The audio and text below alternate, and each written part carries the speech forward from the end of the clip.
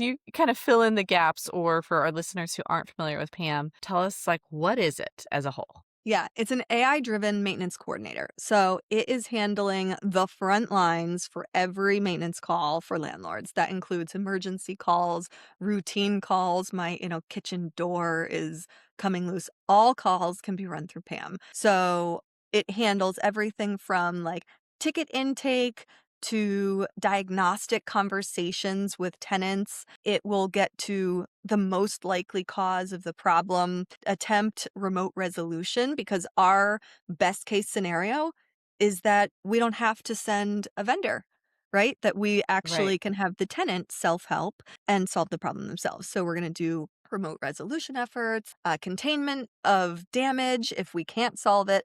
And then Pam is going to use the landlord's preferred vendors and do a vendor selection process. So they're going to look for like existing coverage, warranties, service contracts. Like if you already have pest control on that property Hmm. and an ant problem gets called in, we want to call your pest control company that you've already got contracted. We don't want to call the other company that you're not paying, right? And then if there's a Right. superintendent on the property. So your existing coverage is going to go first.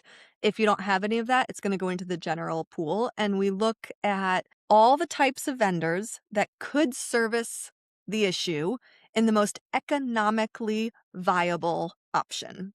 So, like, if you were to just use a chatbot, for example, and say, I have a clogged toilet, what should I do? It's going to say, call a plumber. So we have had so much training of this tool to say, you are not to jump to a plumber. You are going to go to a handyman. And if not a Mm-hmm. handyman, you're going to go to a drain tech. And if not a drain tech, then you can go to a plumber, right? So, like, we're going to do everything that we can to send out the most cost effective vendor in Right. your base that can service that property. In this conversation, like our whole podcast here, it's apparent, like I think one of your core values is preserving cash flow. That's what it sounds like. I have so many things I want to do with that money. I don't want to be giving it away Right. to bad decisions.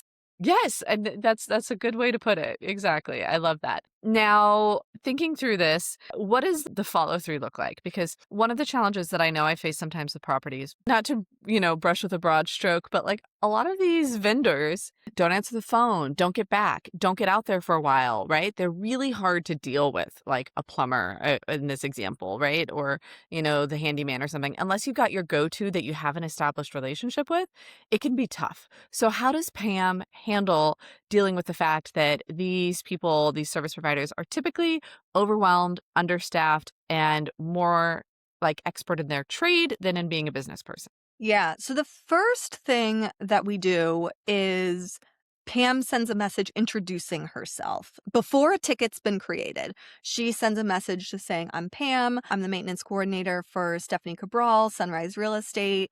So please save my number. You'll be hearing from me. The tickets are time sensitive. If we don't hear back from you, we will give the ticket to another vendor. And so my vendors save that number. So right then and there, they know who that person is that's sending them the message, right? And then in the policy settings, the landlords can choose based on like the 3 different urgency levels, how long of a window they want Pam to wait before hearing back and moving to the next vendor. And also like what's the earliest contact time that Pam can contact a vendor? What's the latest contact time? So like for emergencies, the default setting is 24/7, right? And you might have like business hours only for the medium level and low level. Mm. And then, so from there, if the vendor doesn't respond, it's going to send out a message to the next vendor in queue. It's going to leave the ticket open for the first vendor to respond because they're your preference, right? So you want them to still get back. But now it's kind of Right. an open ticket that first accepts is the one who gets assigned the ticket. We don't pass along the contact information until the ticket's been accepted and secured so that there's no confusion about like, oh, they both accepted, they both called the tenant, right?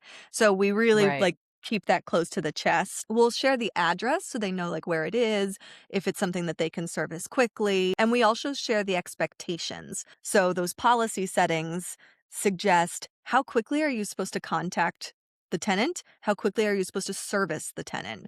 And those are passed along to say, these are what are expected if you take the ticket, right?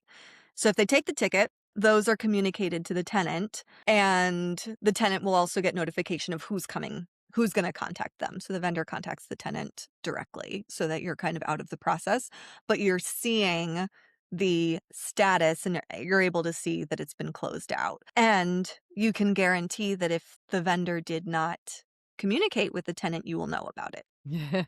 Because the tenant will let you know? The tenant will let you know, yeah, and we encourage that gently as, like, we're alliances here, like, "Hey, if you don't hear from them, let us know," right? So it's Right. not a tattling, it's like, "We're on the same page, this is what's expected, if you don't hear from them for whatever reason, let us know." So there's built-in checks and balances there.